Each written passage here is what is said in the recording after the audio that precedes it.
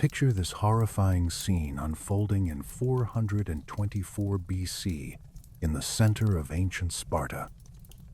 A crowd of 2,000 men stands assembled in the bright sunlight. They are smiling, actually smiling. They wear fresh garlands of flowers on their heads, traditional symbols of victory and liberation. These men are Spartan Helots, state-owned slaves, and they have just won what they believe is a lottery of life and death. The government has publicly promised that the bravest among them, those who fought hardest for their Spartan masters in recent wars, would be granted freedom. 2,000 were chosen. They march proudly around the temples, cheered by the watching citizens, soaking in their first breath of what they believe is liberty. The sun is warm. The flowers smell sweet. They are finally free. And then the sun goes down. By the next morning, all Coxi 000 are gone. Not a single one is ever seen again. Not one. No bodies are found floating in the Eurotas River. No mass graves are dug outside the city walls. No refugees appear in neighboring cities. The historian Thucydides writes the only obituary they will ever receive: the Spartans did away with them, and no one ever knew how each of them perished. It was the perfect crime. A mass assassination executed with such terrifying efficiency that it left no physical evidence, only a demographic void, only absence. Sparta didn't just kill these men. It deleted them from existence. Before we dive into this forgotten story of systematic oppression, smash that like button and subscribe to Maproom Battles for more hidden truths that challenge comfortable myths. Drop a comment telling me where you're watching from. It's incredible. We're exploring this dark chapter together, across continents, connected by our shared need to understand how power corrupts absolutely.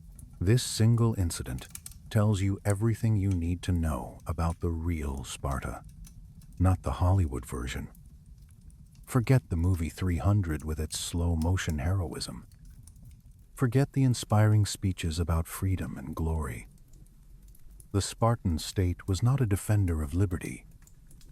It was a machine built for one purpose: hostage management on a massive scale. Those 2,000 men weren't killed because they were criminals or traitors. They were killed precisely because they were the best, the bravest, the most capable. The Spartan authorities understood a dark psychological truth about oppression. The slave who dares to publicly claim he is brave enough to deserve freedom is the slave most likely to lead a successful revolt. So they created the promise of freedom as a filter.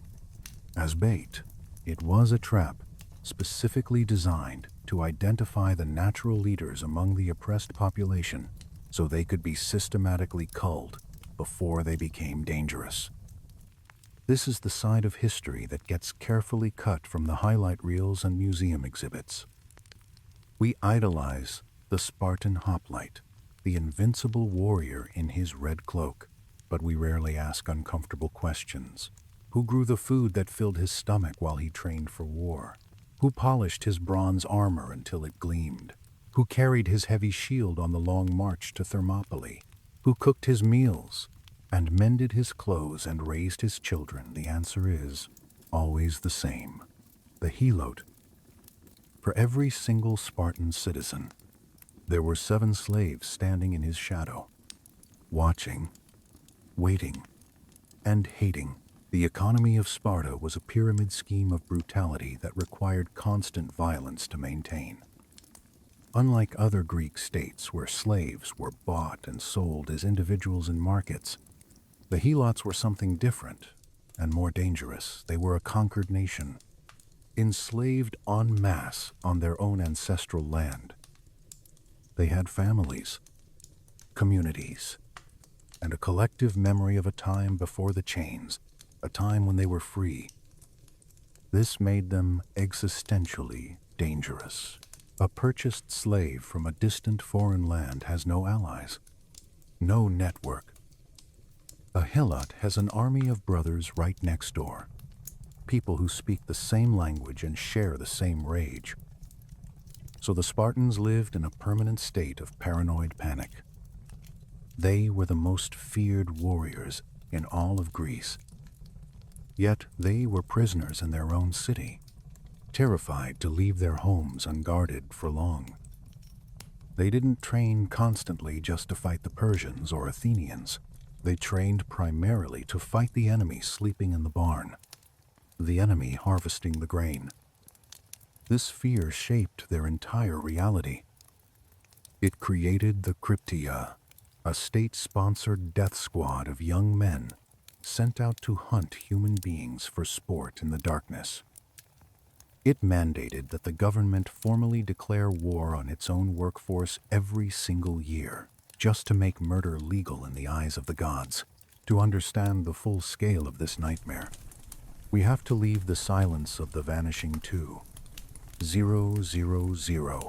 and go back to the noise of the invasion. We need to see how a warrior culture became a slaver culture, how the prison was built. The tragedy didn't start with a massacre. It started with a theft so massive it swallowed an entire country called Messenia. To find the roots of the Spartan nightmare, you have to look carefully at the geography and understand what they saw. Sparta sits in the Eurotas Valley, a place of jagged rocks, thin soil, and limited agricultural resources. It is a hard land that breeds hard men. But if you stand on the peaks of the Tagetus Mountains and look west across the range, you see something completely different. You see Messenia. In the ancient world, Messenia was a paradise, an agricultural wonderland. The soil was rich and deep. The rainfall was predictable. The harvests were legendary grain, olives, grapes. It was the breadbasket of the Peloponnese. To a hungry, ambitious Spartan warlord looking down from the ridge, it didn't look like a neighbor to trade with. It looked like a banquet spread out for the taking. In the late 8th century BC, around 740 to 720 BC, Sparta made a decision that would doom two nations simultaneously. They chose not to trade peacefully with Messenia. They chose not to intermarry or ally. They chose to devour it completely. The First Messenian War was not a quick border skirmish or raiding season. It was a 20-year grinder, a relentless campaign of attrition that chewed up an entire generation of men on both sides. The conflict revealed the terrifying persistence of the Spartan war machine. They didn't just want to defeat the Messenian army in battle. They didn't want tribute or favorable trade terms.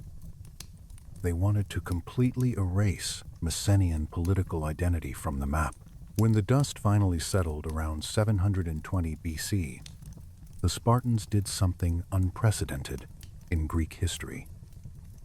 Usually, when a city-state won a war, they took some land, demanded monetary tribute, and went home to celebrate. Sparta stayed. They annexed the entire country, every inch of fertile ground, every olive grove, every vineyard became the legal property of the Spartan state. But the land was economically useless without hands to work it, without farmers who knew the soil, so they annexed the people too. The entire population of Messenia, tens of thousands of men, women, and children were stripped of their rights, their citizenship, and their humanity in a single legal act.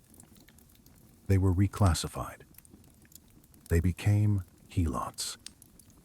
This distinction is absolutely vital to understand. Ancient Greek slavery generally operated on a cattle model, individuals captured in foreign wars, brought to a market, and sold to the highest bidder. A slave in Athens might be from Thrace, Scythia, or Anatolia. They were strangers in a strange land, isolated by language and culture, with no support network. The Helots were fundamentally different. They were enslaved on the very soil where their ancestors were buried. A Helot farmer would plow the exact same field his grandfather had owned as a free man, but now he had to give half of everything he grew to a master who lived over the mountains. A master who likely had never touched a plow in his entire life, who would beat him for working too slowly. The poet Tyrtaeus, who wrote the propaganda soundtrack to this brutal occupation, described the Helots' existence with chilling clarity, like donkeys suffering under heavy loads. By painful necessity, they bring their masters half of all the fruit the plowed land bears. Imagine the psychological weight of that reality. You're not displaced to a foreign land. You are occupied on your own ancestral soil. Every single day, you look at the horizon and see the mountains where your oppressors live. You speak the same Greek dialect as them. You worship the same god Zeus, Athena, Apollo. You remember a time, perhaps only a generation ago in your grandfather's stories, when you were free. This shared memory, this proximity, turned Messenia into a pressure cooker that could explode at any moment. The Spartans had swallowed a wolf and were desperately trying to hold it down by the ears. The consequences of this theft exploded violently a few generations later. The Second Messenian War broke out in the mid-7th century BC, around 650 BC, and it nearly wiped Sparta completely off the map. This wasn't a simple slave rebellion or riot. It was a full-scale revolution, led by the legendary and perhaps mythical Aristomenes. The Helots fought with the fury of people who had absolutely nothing left to lose. They utilized guerrilla tactics, striking from the mountains, turning the Spartans' own aggressive tactics against them. History often glosses over how close Sparta came to total collapse during this period. They were beaten in open battle multiple times. Their morale was shattered. They were on the brink of retreating back to Laconia and giving up their prize entirely. It took the fanatical war poetry of Tyrtaeus and a complete militarization of their entire society to turn the tide. This near-death experience traumatized the Spartan psyche forever. They realized that holding a wolf by the ears requires both hands. They could not be farmers, or traders, or artists, or philosophers if they wanted to keep Messenia. They had to become full-time jailers, professional, lethal, and utterly focused. This is the moment the Sparta of legend was actually born. The Messenian Wars were the catalyst for the Lycurgan reforms, the radical restructuring of society that created the Agauge training system and the austere military lifestyle we recognize today. It was a reactive adaptation to trauma, not a positive vision.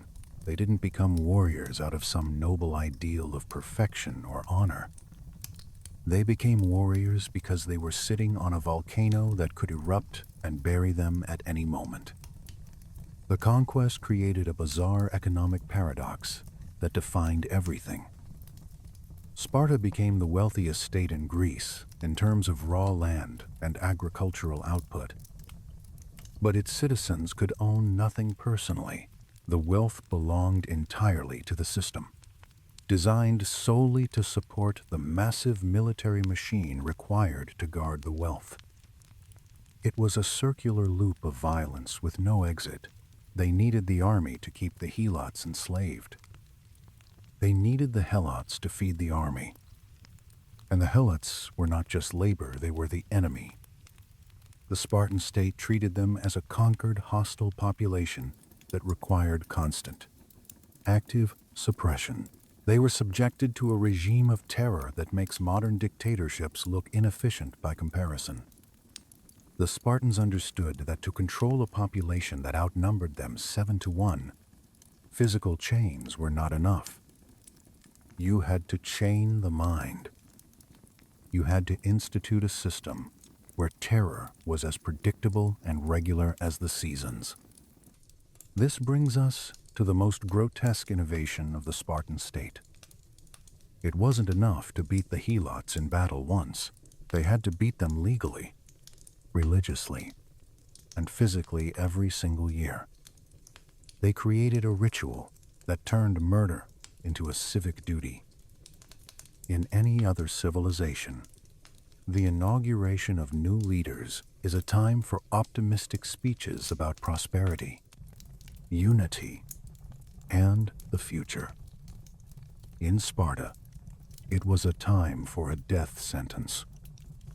Every autumn, 5 men known as the ephors, the overseers, who held the real power in Sparta, even above the 2 kings, would take office. Their very first official act was a bizarre, chilling ritual. They would stand before the public assembly and formally, legally declare war on the Helots. This wasn't a metaphor or figure of speech.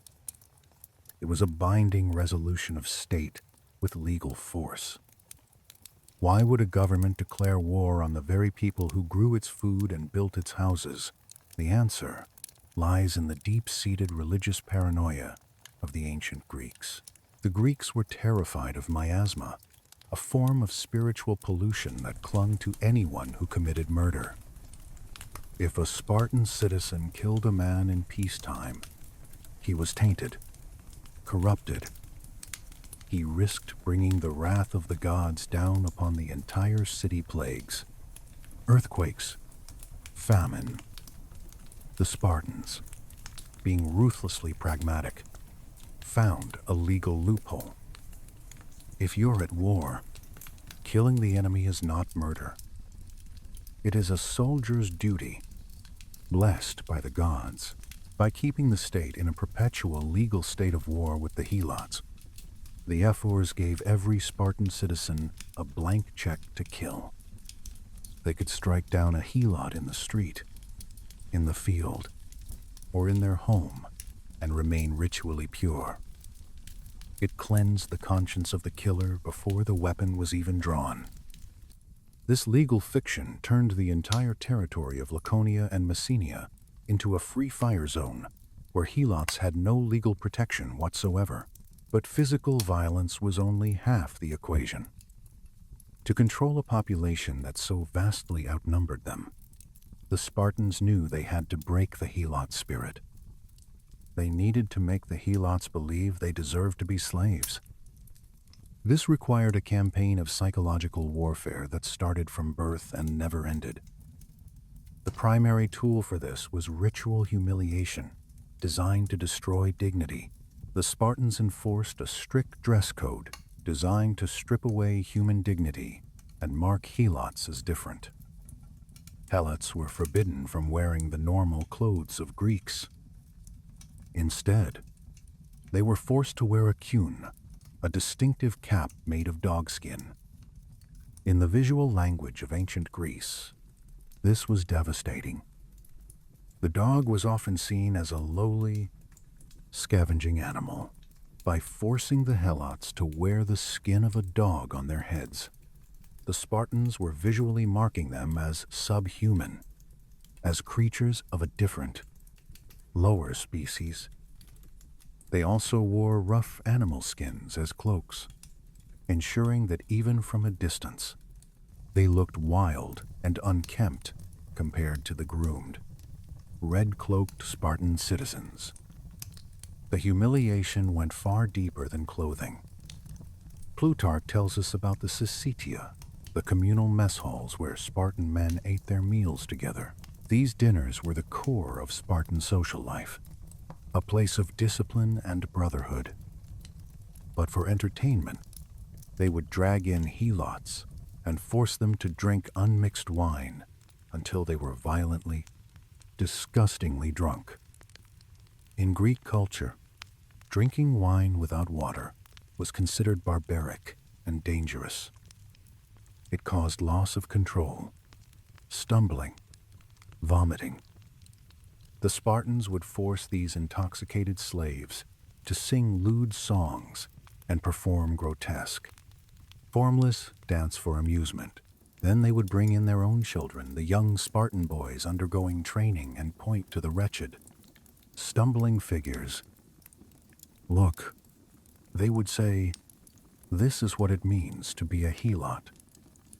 This is what it means to have no discipline, no control.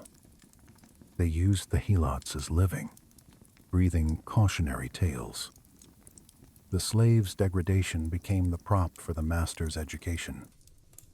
This achieved two goals simultaneously with brutal efficiency.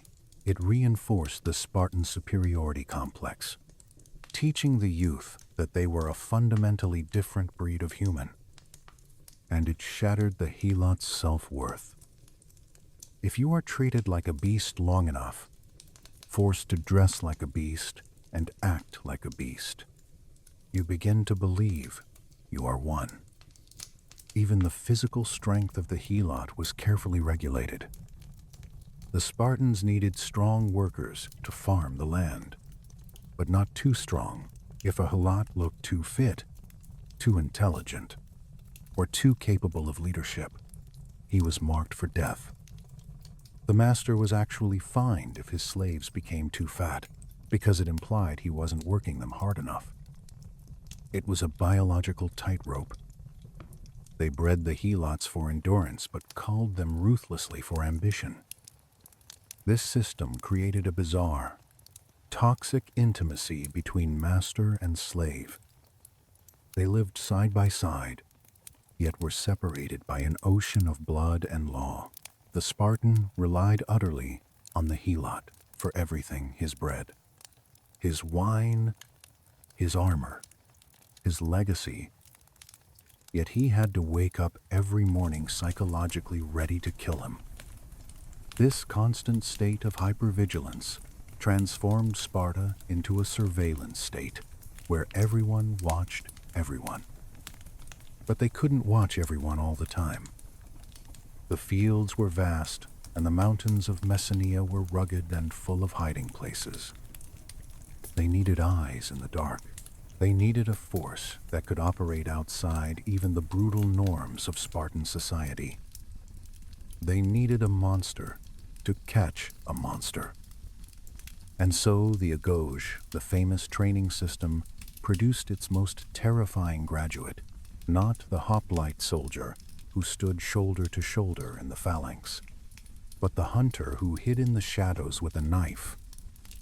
The legal war gave them the permission to kill. The Krypteia gave them the method. If the annual declaration of war provided the legal license to kill, the Agauge provided the weapon. Popular culture depicts the Agauge as a glorious boot camp where boys became men through wrestling and spear drills.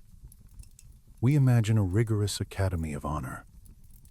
But if you strip away the myth, the Agauge looks less like a military school and more like a cult of institutionalized abuse designed to destroy empathy.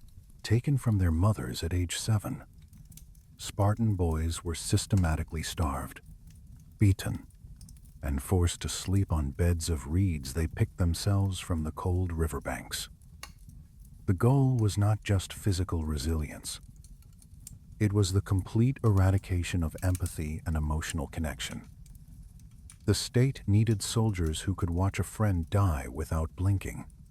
But more importantly, they needed overseers who could kill a slave without hesitation. The pinnacle of this indoctrination was not the phalanx formation. It was the Krypteia. The Krypteia is often translated as the Secret Service, but a more accurate modern equivalent would be a death squad or secret police. It was the final, most terrifying stage of education for the Spartan elite. Only the best of the best, the boys who showed the most promise and ruthlessness in the Agog, were selected for this dark honor. The mission was simple and brutal. The young men were sent out into the countryside, into the heart of Helot territory in Messenia. They were given no armor, no shield, and no spear, the traditional weapons of the hoplite. They carried only a short dagger and bare rations. During the day, they were invisible. They hid in the underbrush, sleeping in ditches or caves, watching the Helots work the fields. They observed carefully. They took mental notes: who was working the hardest, who was organizing the others, who looked the master in the eye a little too long, who seemed intelligent. Then night fell. Under the cover of darkness, the Krypteia emerged from hiding. They didn't strike at random to create general terror. They struck with surgical precision. They descended upon the roads and the fields, hunting down the specific Helots they had marked during the day, the strongest, the bravest, the smartest, the potential leaders. They slit their throats and vanished back into the shadows before dawn broke. Plutarch describes this not as warfare, but as a culling, like killing wolves. It inverted everything the Greeks held sacred about combat. Greek hoplite warfare was about standing shoulder to shoulder in the sunlight, fighting openly with honor. The Krypteia was about hiding, stalking, and murdering unarmed civilians in the dark. It taught the young Spartan leadership a crucial lesson about power. Honor applies only to your equals. For the enemy beneath you, there are no rules. This institution served a dual purpose. First, it terrorized the Helot population. The fear of the Krypteia meant that no Helot could ever feel safe, even in their own homes at night. The knowledge that invisible eyes were watching them constantly, waiting for any sign of defiance or leadership, shattered their ability to organize resistance. If you stood out in any way, you died. So the Helots learned to make themselves small, to hide their strength, to crush their own potential before the Spartans did it for them. Second, it was the ultimate final exam for the Spartan citizen. Before a man could take his place in the assembly or the battle line, he had to prove he had the stomach for the dirty work of maintaining the state. He had to personally bloody his hands. This created a ruling class bound together by complicity in murder. Every full citizen of Sparta was, in effect, a veteran of a secret war against his own servants. Historians have long debated the scale of the Krypteia. Was it a rare ritual or a constant patrol? The sheer duration of Spartan dominance, nearly 400 years, suggests the latter. You do not hold down a population of hundreds of thousands for centuries with just a few random murders. This was a systematic campaign of state terrorism. The Agog and the Krypteia turned Sparta into a fortress of flesh and bone. They believed they had created a perfect, immutable system. They had the laws, the training, and the terror to maintain the status quo forever. But they forgot one fundamental thing about systems built on tension. They are brittle. They can withstand pressure from one direction. But if the ground itself begins to move, The walls come crashing down. The Spartans prepared obsessively for war. They prepared for rebellion, but they were not prepared for the wrath of the earth itself. In 464 BC, the ground beneath the Eurotas Valley didn't just shake, it liquefied. The Spartans, for all their military prowess, were deeply superstitious. They believed earthquakes were the footsteps of Poseidon, the earthshaker. And on this morning, Poseidon arrived with apocalyptic fury. The quake was catastrophic. Modern geologists estimate it would have registered a massive magnitude on the Richter scale. In seconds, the grand but unfortified villages that made up the city of Sparta crumbled. The gymnasium, where hundreds of young men and boys were training the entire future generation of the Spartan army, collapsed, burying the flower of their youth under tons of stone. Estimates vary, but ancient sources claim up to 20,000 people died instantly. The invincible city was reduced to a heap of rubble and screaming survivors.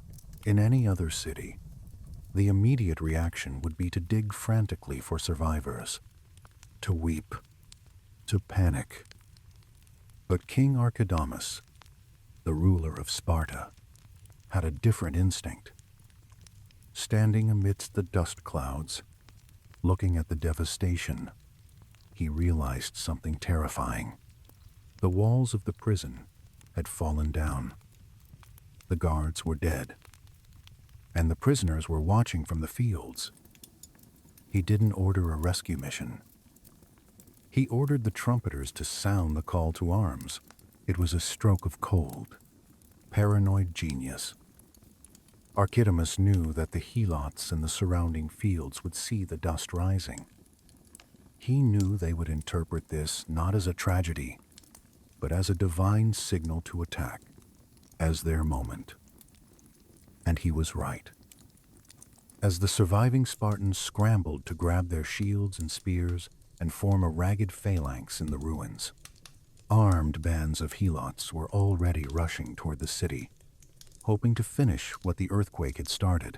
They arrived to find the Spartans ready, standing in formation over the bodies of their own children. The surprise attack failed, but the war had just begun. This triggered the Great Helot Revolt, a conflict that would bleed Sparta for a decade. The rebels, realizing they couldn't take the city by storm, retreated to the fortress of Mount Ithome in Messenia. They turned the mountain into an impregnable fortress. It was a humiliating stalemate.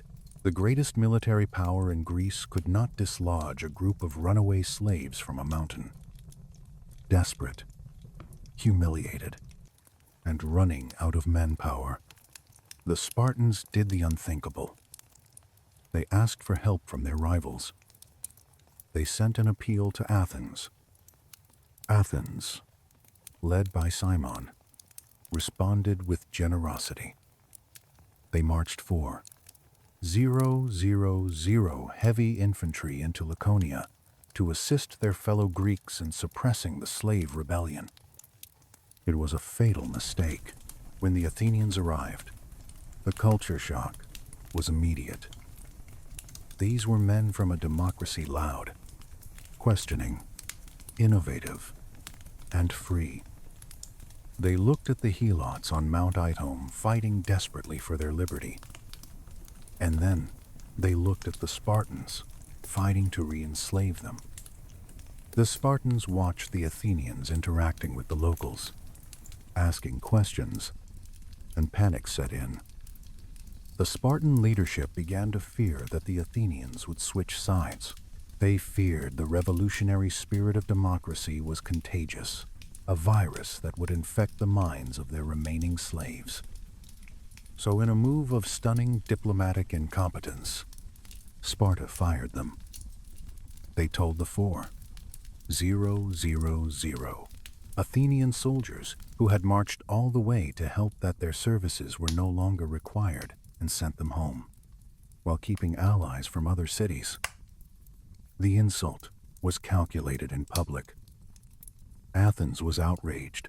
The rejection shattered the alliance between the two powers and paved the road directly to the Peloponnesian War.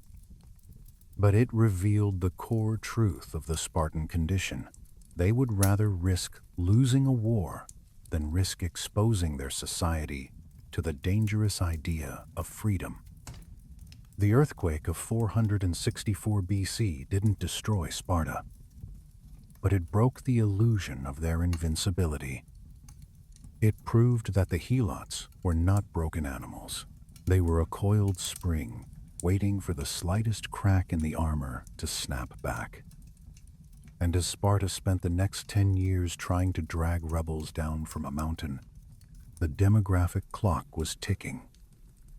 The earthquake had killed too many pure-blooded Spartans. The population was shrinking. And yet, despite this glaring weakness, the myth of Spartan supremacy persisted. Why? Because of a single battle that happened a generation earlier. A battle that was spun by propaganda to look like a victory for Spartan arms, when in reality it was built on the backs of the very people they oppressed.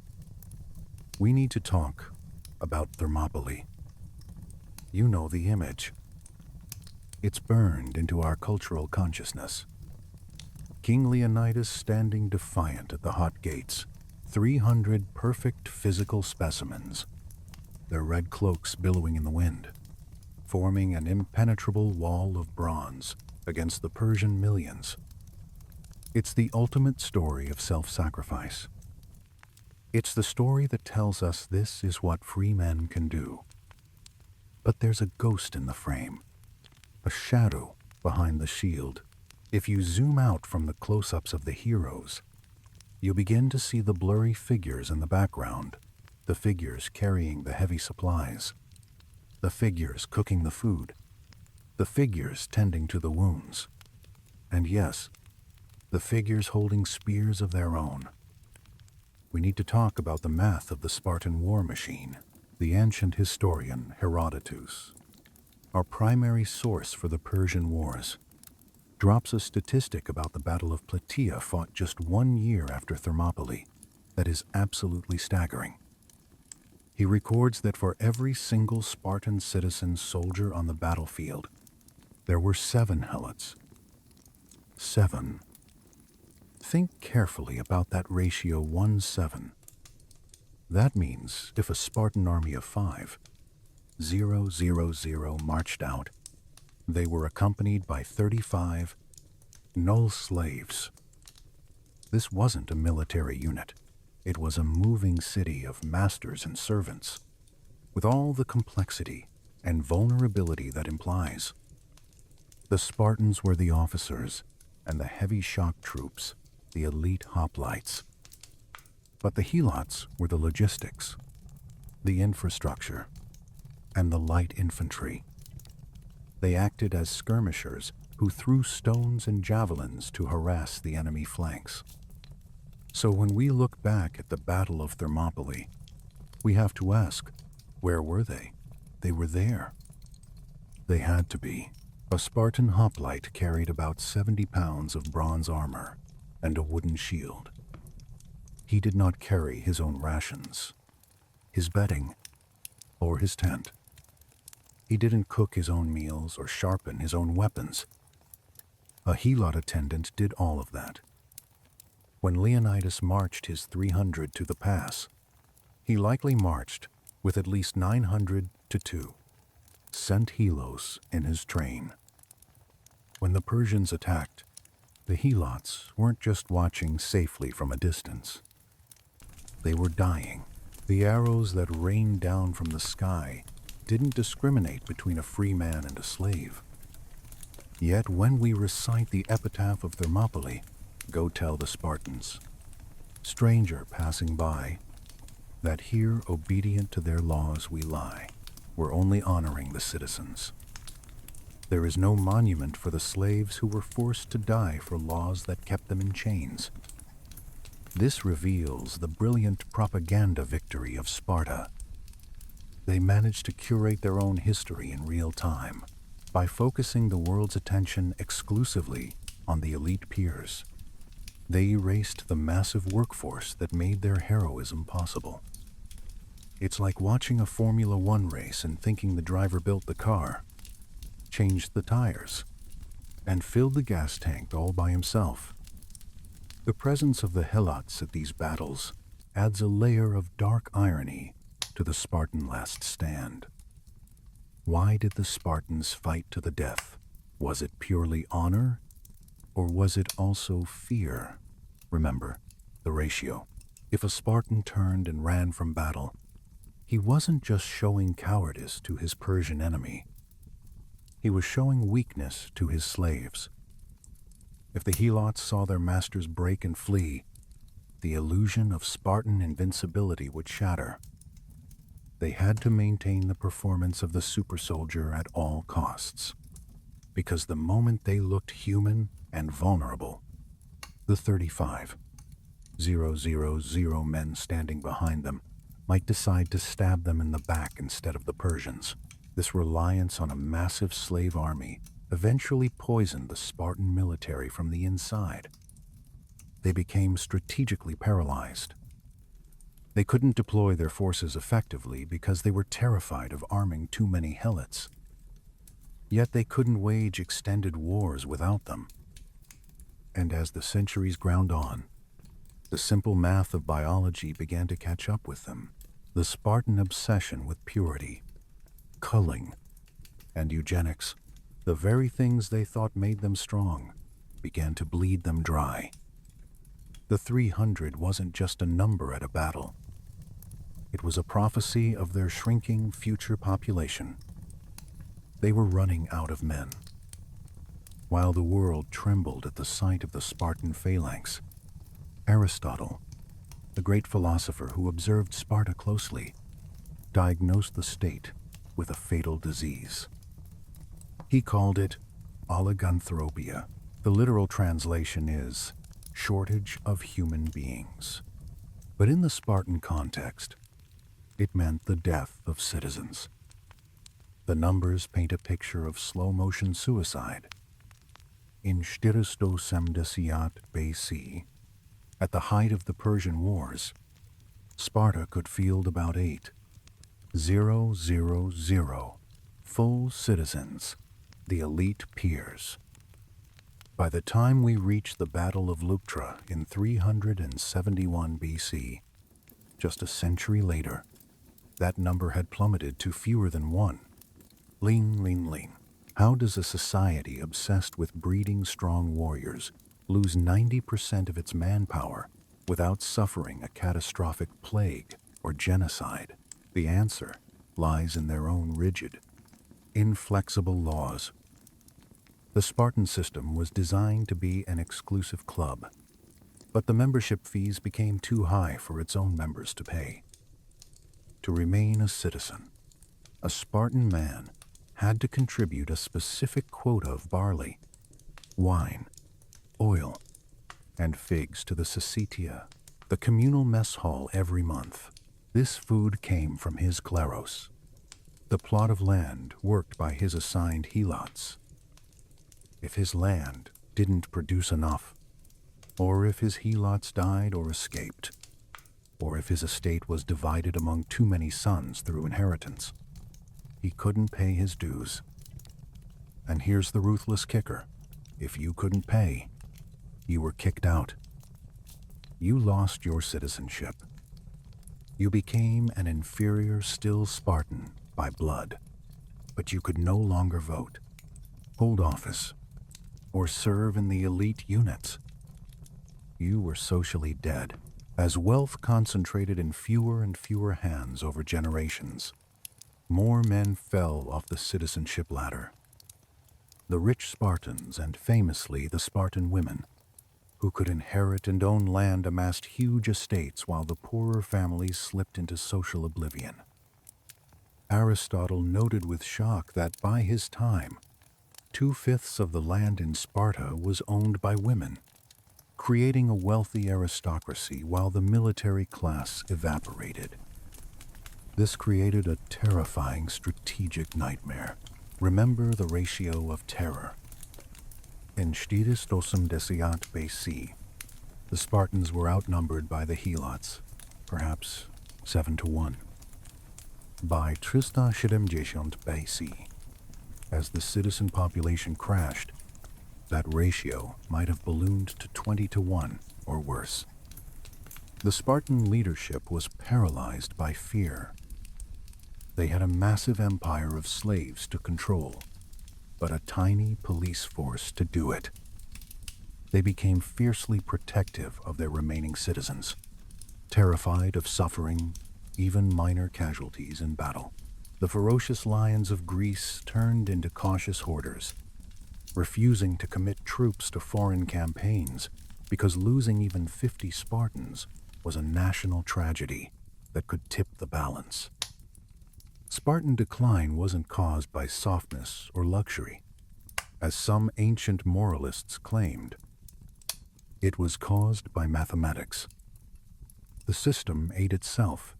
They were so obsessed with maintaining the quality of their citizens, purging anyone who was weak, poor, or imperfect, that they forgot that quantity has a quality all its own.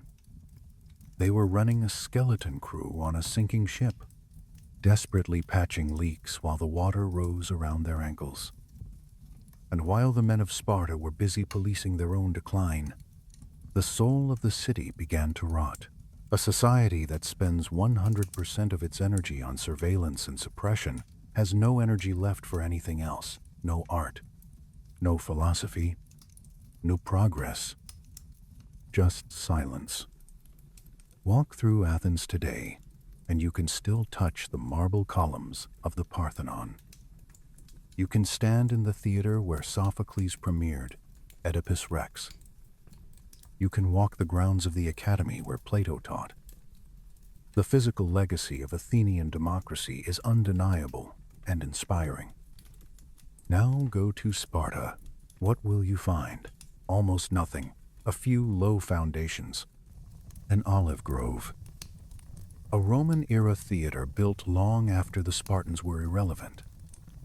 The ancient historian Thucydides predicted this exact scenario over 2 Prive, 400 years ago. He wrote that if the city of Sparta were ever deserted, future generations would never believe it had been a great power because it possessed no temples or monuments of note. Why? Why did the most powerful military state in Greece leave behind a cultural void? The answer brings us back to the Helots. Cultural stagnation was the price Sparta paid for its security. Creativity requires freedom.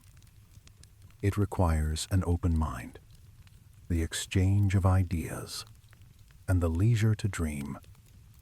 But the Spartan mind was not free. It was occupied territory, to a prison. When you live in a police state, even if you are the police, your imagination is in chains. The Spartans were so terrified of dangerous ideas infecting their slave population that they banned them for themselves too.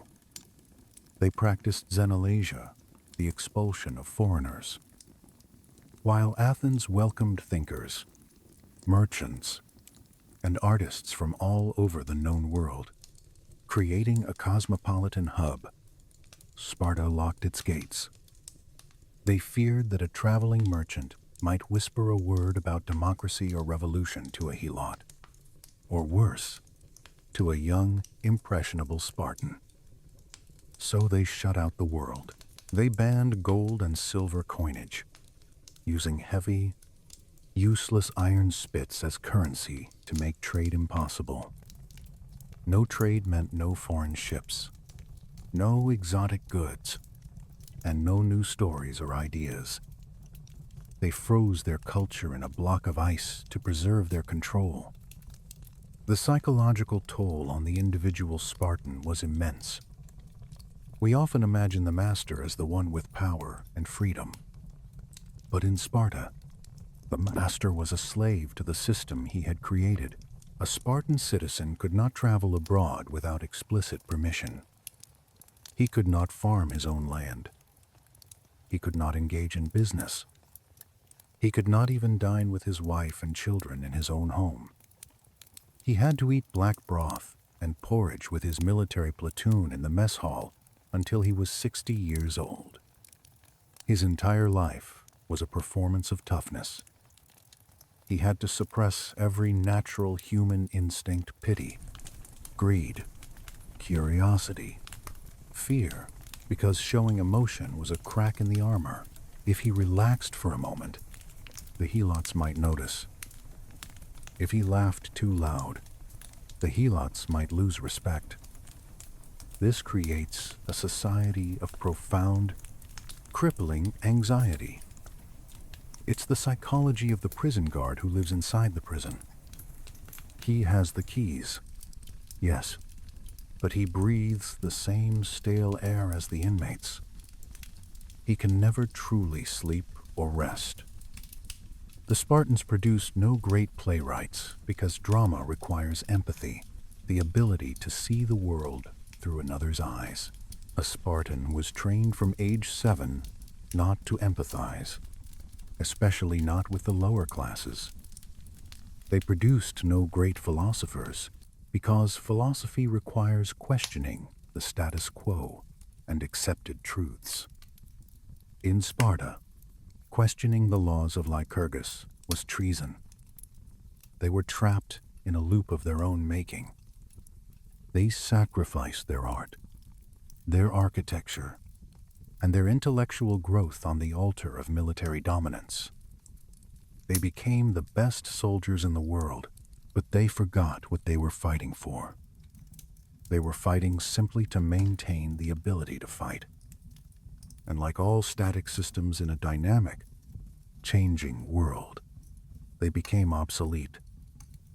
While the rest of Greece was evolving, developing new tactics, new economies, and new alliances, Sparta stood still, clutching its spear, staring at its slaves. The end, when it finally came, arrived not from the Persians or the Athenians, but from a neighbor who had watched them carefully, studied them, and figured out exactly how to break them. By Trista Siedemdüshontieden Base. The rest of Greece had tired of Sparta's bullying and arrogance. But fear is a powerful adhesive, and the reputation of the Spartan army still held the world in check.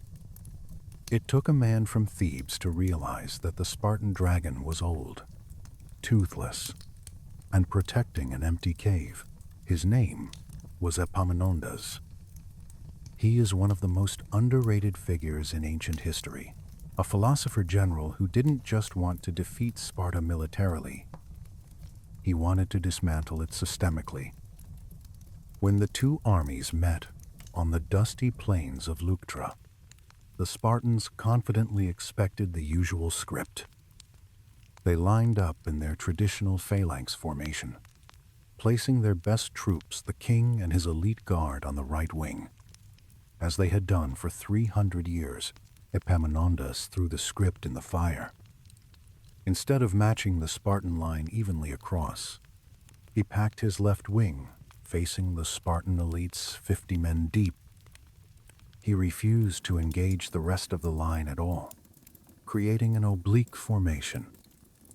When the crash came, it wasn't a battle. It was a physics equation. The massive weight of the Theban column smashed through the thin Spartan line like a sledgehammer through glass. In one afternoon, 400 of the 700 full Spartan citizens present were killed, more than half. The king was dead. The myth of invincibility died with him. But Epaminondas knew that winning a single battle wasn't enough. Sparta had lost battles before and recovered. To kill the beast, he had to cut off its food supply. He had to go to the source of Spartan power. That winter he did something no army had dared to do in nearly 4 centuries. He marched straight into the Peloponnese with his army. He bypassed Sparta itself. The city was defenseless. The women and children wept in the streets, expecting slaughter and rape. But Epaminondas ignored them. He wasn't interested in burning villages or taking revenge. He was interested in burning the system. He marched his army over the Taygetus Mountains and into Messenia. For the first time in nearly 400 years, a foreign army stood on that soil not to conquer, but to liberate. Epaminondas called the Helots to him. He told them they were no longer slaves. He told them they were citizens of a new, free state. He didn't just give speeches. He laid bricks. In a matter of months, with the help of international engineers and the labor of thousands of newly freed Helots, he built a massive fortified city called Messene. Its walls were some of the strongest in all of Greece, designed specifically to withstand Spartan aggression. He also founded Megalopolis, meaning the great city to the north, creating a ring of steel around Sparta. The psychological impact on Sparta was nuclear. The Helots, who had been treated as subhuman beasts of burden for generations, suddenly had a capital city, a government, and an army of their own. The stolen land was returned. The effect on Sparta was immediate and catastrophic. Without the fertile fields of Messenia, the Spartan economy evaporated.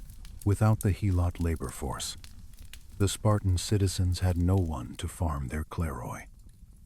The peers could no longer pay their mess dues. The social structure collapsed. Sparta didn't disappear overnight. It didn't burn to the ground in flames. It simply shrank. It became a second-rate power, a grumpy, irrelevant town in the middle of nowhere.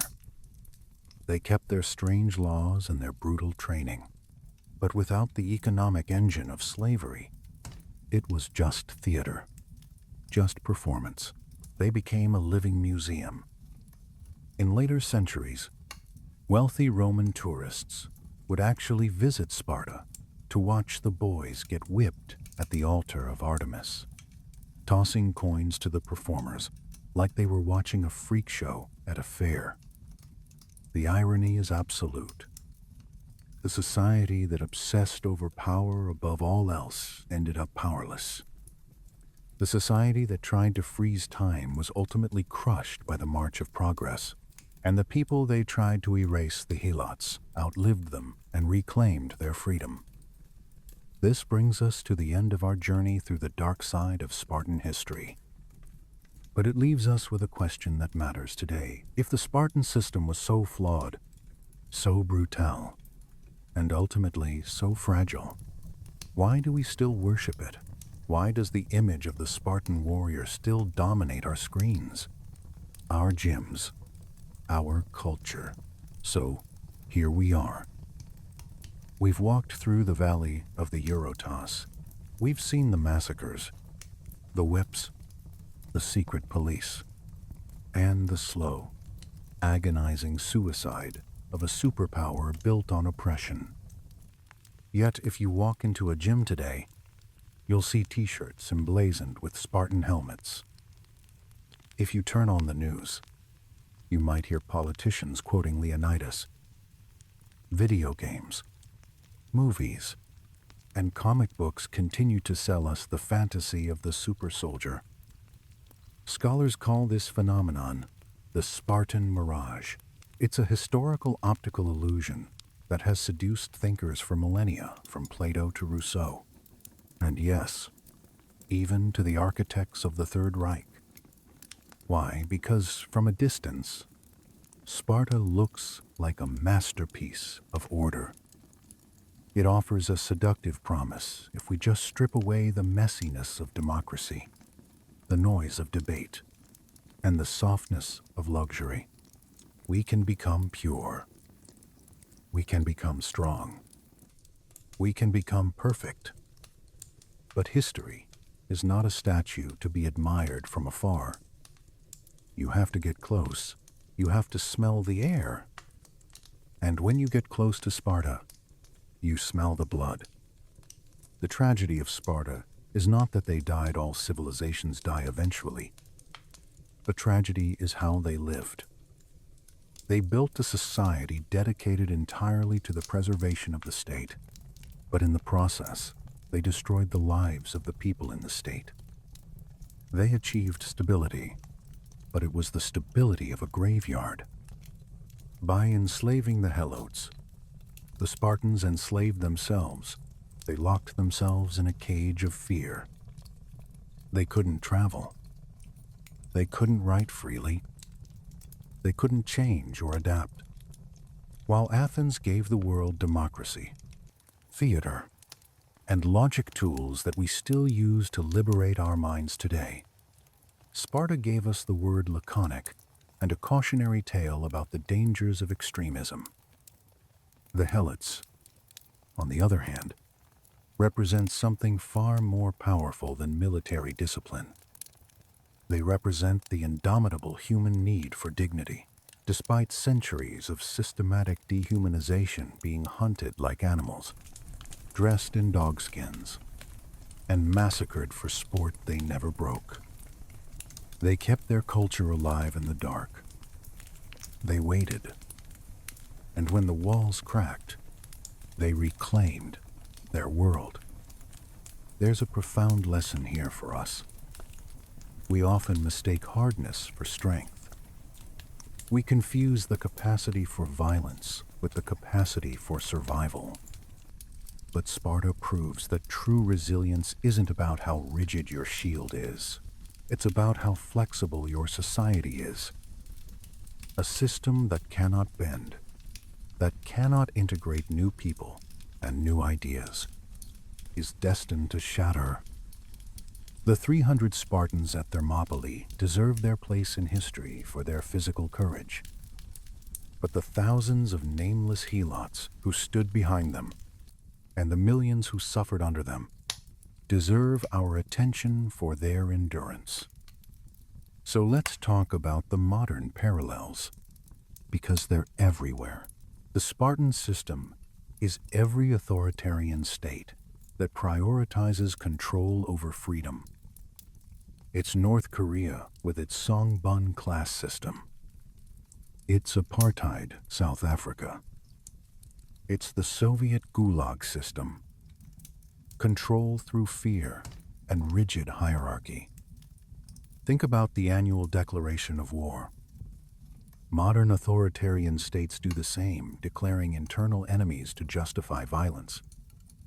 Stalin's enemies of the people. McCarthyism's communists. Perpetual war on abstract concepts, terror, drugs, crime to justify permanent emergency powers. Think about the Krypteia. Modern secret police operate identically: KGB, Stasi, Gestapo. Young recruits prove loyalty by committing violence against designated internal enemies. State terrorism to prevent organization. Think about the demographic decline. Sparta's obsession with purity caused population collapse. Modern examples: Japan's demographic crisis from rigid work culture, South Korea's fertility crisis. Systems so rigid they can't sustain themselves. Think about the propaganda erasure. Helots disappeared from history at Thermopylae. Modern, whose labor builds our world but gets erased from the story. Migrant workers, prisoners, exploited labor. The Amazon warehouse worker behind the CEO's success. Think about the ratio. 7 Helots per Spartan, modern for every billionaire. How many exploited workers for every general? How many soldiers power relies on invisible labor. Think about the cultural stagnation. Sparta produced nothing because fear kills creativity. Modern authoritarian regimes produce no art, no innovation. North Korea, Taliban, Afghanistan. Fear-based societies freeze. Think about the prison guard psychology. Spartans were slaves to the system they created. Modern police state enforcers are also trapped. East German Stasi, watching each other. Totalitarian systems imprison everyone. Think about the economic dependence. Sparta needed Messenia's wealth. Modern colonial systems, neocolonialism, resource extraction, empires dependent on exploited periphery. What happens when the periphery liberates itself? Think about the military worship culture. We idolize Spartan warriors. Modern military worship. Thank you for your service. Valorizing violence. Do we ask who we're fighting? What we're defending? Think about the myth versus reality. 300 movie versus actual Sparta. Modern nationalist myths versus historical reality. Every nation has a sanitized founding myth. American exceptionalism. British Empire civilizing mission. Think about the eugenics. Sparta culled weak babies. Modern forced sterilization programs. Ethnic cleansing. Genocide. The logic of purity leads to atrocity. Think about the education as indoctrination. Agoge destroyed empathy. Modern authoritarian education. Hitler Youth. Komsomol. Madrasas. Systems that train obedience. Not thinking. Think about the xenophobia. Sparta expelled foreigners. Modern closed borders. Invasion rhetoric. Fear of outside ideas. Authoritarian systems. Fear contamination. Think about the gender dynamics. Spartan women owned land but had no political power. Modern economic power without political representation. The complexity of oppression. Think about the class system. Citizens versus inferiors versus helots. Modern citizenship hierarchies. Documented versus undocumented. Prison labor. Layered oppression. Think about the ritual humiliation. Dogskin caps. Forced drunkenness. Modern prison strip searches. ICE detention. Degradation as control. Destroying dignity to break resistance. Think about the disappeared. R000. Helots vanished. Modern desaparecidos in Argentina. Uyghurs in China. Disappeared. Prisoners. State murder without bodies. Think about the earthquake vulnerability. Natural disaster exposed Sparta's weakness. Modern Hurricane Katrina exposed inequality. COVID exposed system fragility. Crisis reveals what's hidden. Think about the false promise. Freedom offered as trap. Modern, pull yourself up meritocracy as false promise. The system isn't designed for your success. Think about the surveillance state. Spartans watched Helots constantly. Modern surveillance capitalism. Nza. Social credit systems. Constant monitoring as control. Think about the demographic manipulation. Controlling Helot population through violence. Modern mass incarceration. Deportation. Population control. Genocidal logic. Think about the loyalty test. Krypteia sphinolexum. Modern hazing. Fraternity violence. Gang initiation. Proving loyalty through complicity in violence. Think about the economic trap. Can't pay mess dues, lose citizenship. Modern wealth requirements for participation. Voter ID laws. Bail system. Poverty as exclusion. Think about the birth rate crisis. Spartan citizens stopped reproducing. Modern developed nations below replacement rate. Rigid systems can't adapt to changed demographics. Think about the military paralysis. Too few citizens to risk. Modern casualty aversion. Drone warfare. Unwilling to commit because resources are scarce. Think about the tourist attraction. Romans watching Spartan rituals. Modern poverty tourism. Visiting North Korea. Authentic experiences of others' suffering. Exploitation as entertainment. Think about the liberation moment. Epaminondas freed Messenia. Modern decolonization. Civil rights movements. When the oppressed finally break free. The Berlin Wall falling. Think about the walls that failed. Sparta couldn't build walls high enough. Modern border walls. Gated communities. Physical barriers don't stop determined people. Think about the brain drain. Sparta expelled intellectuals. Modern authoritarian states lose talent. Scientists flee. Artists emigrate. Rigidity causes talent loss. Think about the resource curse. Messenia's wealth corrupted Sparta. Modern oil wealth. Resource extraction. Economies built on exploitation of one resource become fragile.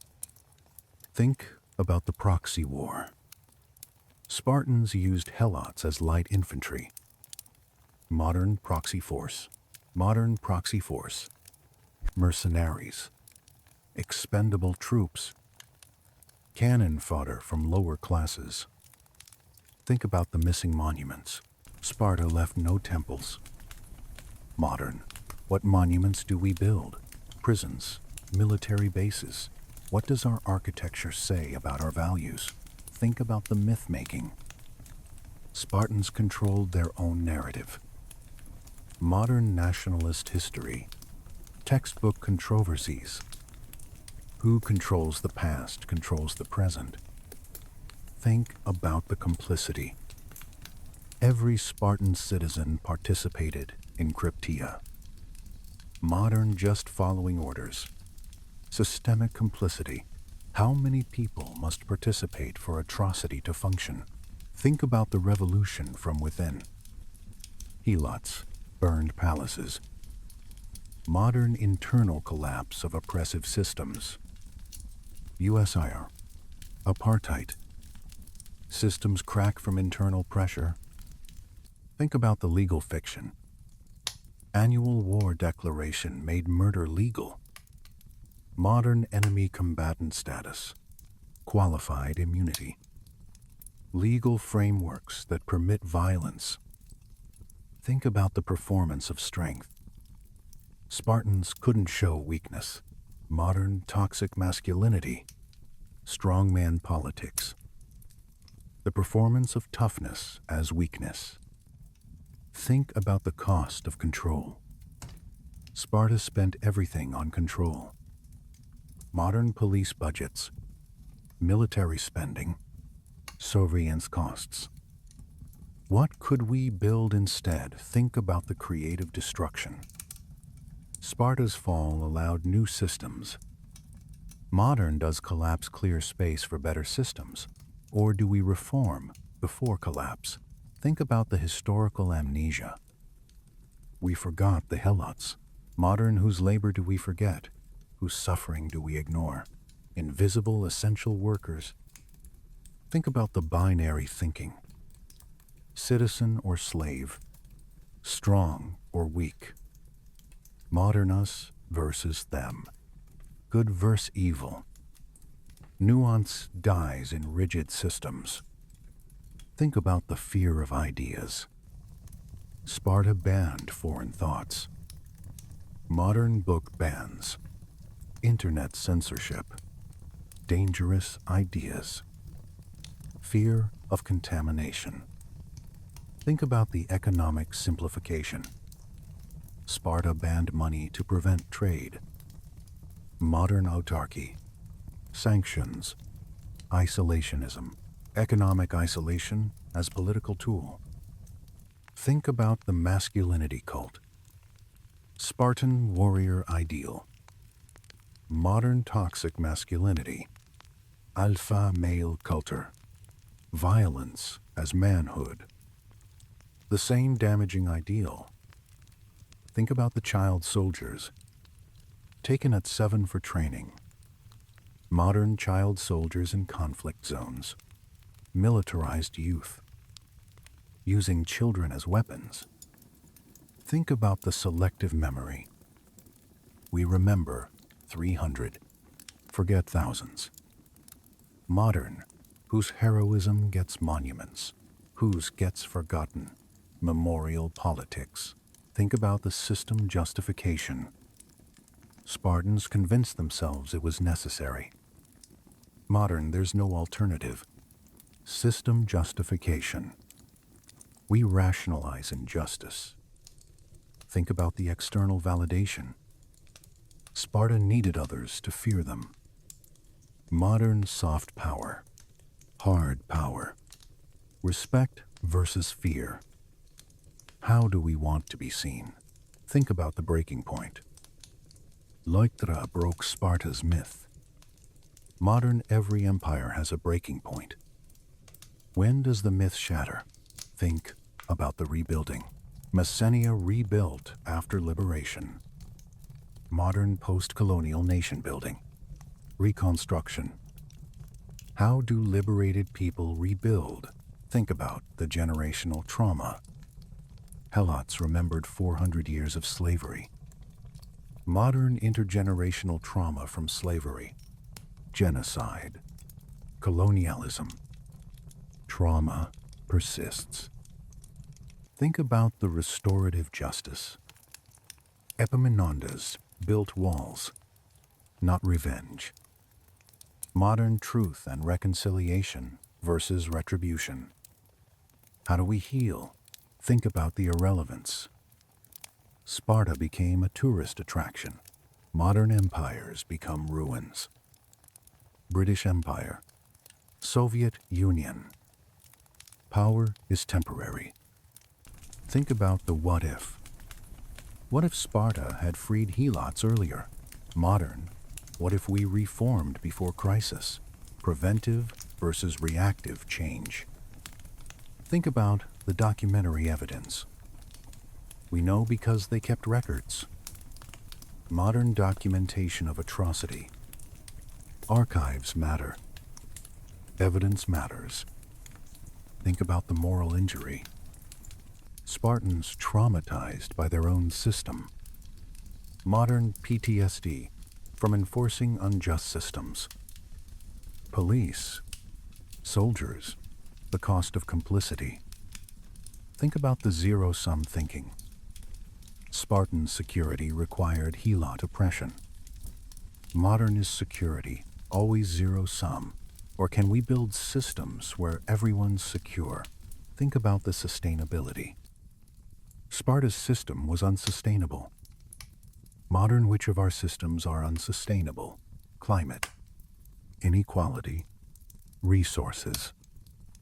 Think about the alternatives. Athens offered a different model.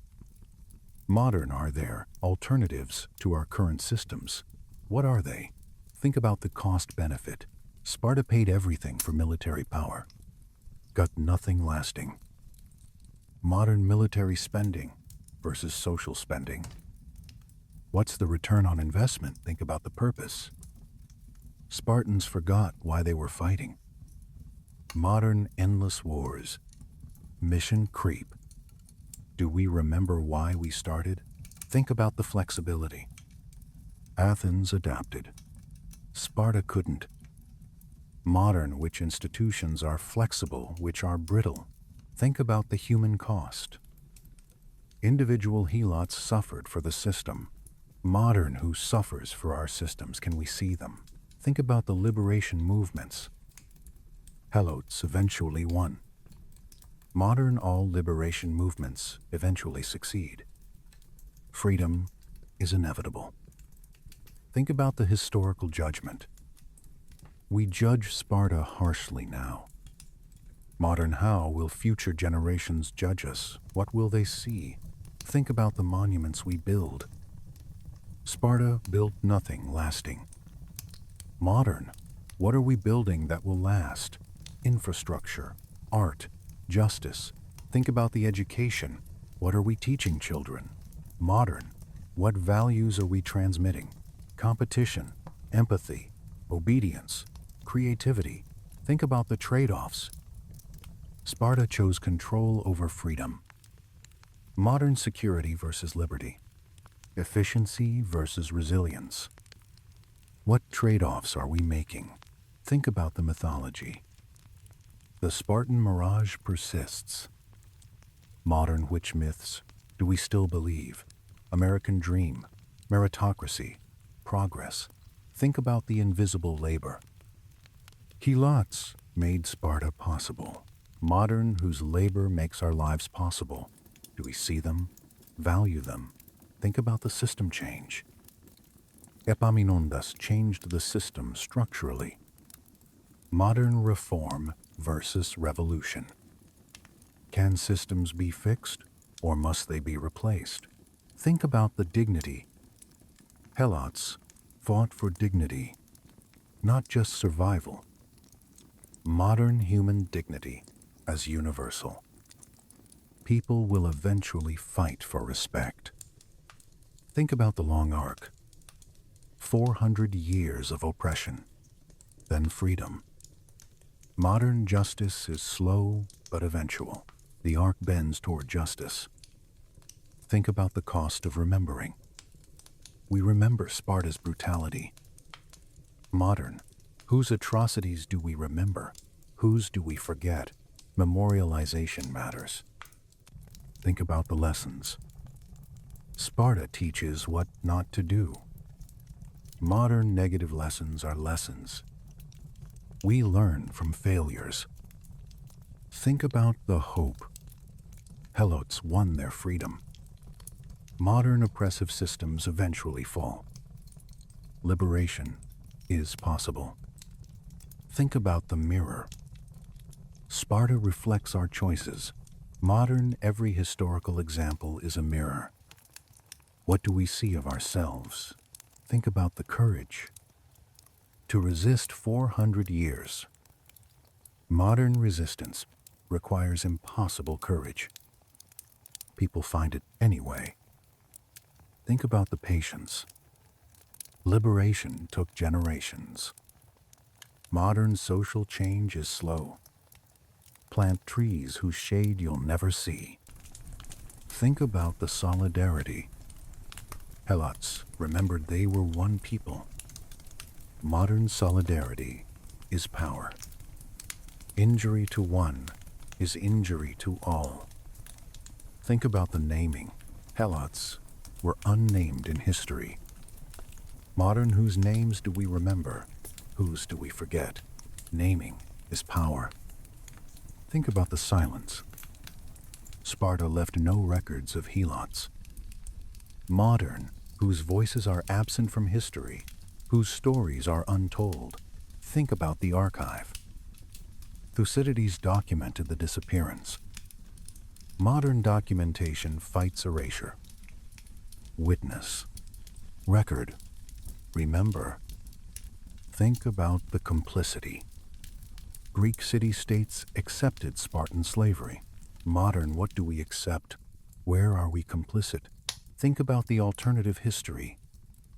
What if Helots had written the history modern, whose perspective is missing? How does history change when we center the margins? Think about the trauma. Helots lived in constant fear. Modern trauma of living under oppressive systems. The psychological cost of powerlessness. Think about the resilience. Despite everything, Helot cultures survived. Modern cultures survive oppression. Language, music, memory persist. Think about the tipping point. One earthquake changed everything. Modern, what will be our earthquake? What crisis will expose our fragility? Think about the demographic math. Numbers matter. Modern population changes drive political change. Demographics are destiny. Think about the wealth concentration. Sparta's inequality killed it. Modern wealth inequality undermines systems. Concentration of power is fragility. Think about the gender dimension. Spartan women controlled wealth but not power. Modern economic versus political power. Intersectionality of oppression. Think about the military-industrial complex.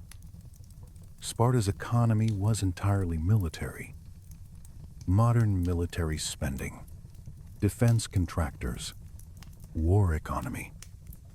Think about the path dependence. Sparta couldn't change course. Modern systems get locked in. How do we build in flexibility? Think about the false consciousness. Helots believed they deserved slavery. Modern internalized oppression. How do systems make oppression seem natural? Think about the liberation theology. Helots needed to believe freedom was possible. Modern ideologies of liberation. Hope is necessary for resistance. Think about the international dimension. Epaminondas freed Messenia. Modern international support for liberation movements. External actors can help. Think about the reconstruction. Building Messene took work. Modern liberation is the beginning. Building justice is the harder work. Think about the reconciliation. Did Spartans and Helots ever reconcile? Modern, how do oppressors and oppressed live together after truth? Justice. Reconciliation. Think about the forgiveness. Can 400 years be forgiven? Modern can. Genocides be forgiven? What does justice look like? So what's the final lesson of Sparta? It's this. Systems built on oppression are unsustainable. They may last decades or centuries, but they eventually collapse under their own weight. The question is not whether they'll fall, but how much suffering they'll cause before they do. Sparta teaches us that military power without justice is hollow. That control without consent is fragile. That purity without diversity is sterile. That hardness without flexibility is brittle. The Spartans thought they were building eternal strength. They were actually building their own prison. Every law designed to control the Helots also controlled them. Every act of violence they committed hardened the Helots' resolve. Every Helot they killed reduced the workforce that supported them. Every child they traumatized in the Agoge became a traumatized adult unable to adapt. They optimized for one thing, military dominance, and lost everything else: culture, creativity, flexibility, sustainability, humanity. And in the end, they lost military dominance too. The Helots won, not through a single dramatic battle, but through patient endurance. They outlasted their oppressors. They preserved their culture in the darkness. And when the opportunity came, they took it. This is the lesson authoritarian regimes never learn. You cannot permanently oppress people. They will remember. They will resist. They will eventually be free. It might take 50 years or 400 years. But liberation is inevitable. The Spartan mirage persists because we want to believe in the myth of the warrior. We want to believe that discipline and strength and sacrifice lead to greatness. But Sparta shows us what happens when those virtues become divorced from purpose, from humanity, from justice. The 300 fought bravely at Thermopylae. But what were they fighting for? A system that enslaved 7 people for every free one. A culture that murdered its own children for being weak. A state that produced nothing of lasting value except the example of what not to become. The real heroes of Spartan history aren't the 300. They're the 2,000, who walked trustingly to their deaths, believing in freedom. They're the millions who endured centuries of oppression without breaking. They're the rebels who seized their moment when the earthquake cracked the walls. We need different heroes. Not the ones who enforce oppression, but the ones who resist it. Not the ones who build walls, but the ones who tear them down.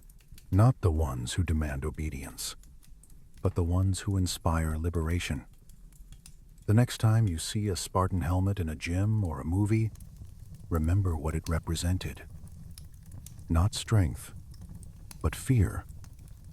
Not freedom, but slavery.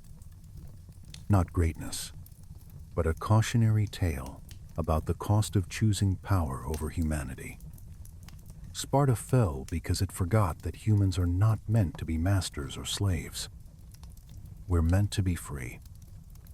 And no system, no matter how strong it appears, can permanently deny that truth. The Helots proved it. They endured 400 years and won. That's the real story of Sparta. Not the myth of 300 heroes, but the truth of millions who refused to stay enslaved. If this deep dive into the dark side of Spartan history challenged your assumptions, smash that subscribe button for Maproom Battles. We're building a library of uncomfortable truths. Drop a comment. Does military legacy justify brutality? Should we stop celebrating Sparta? Or is there value in studying even deeply flawed civilizations?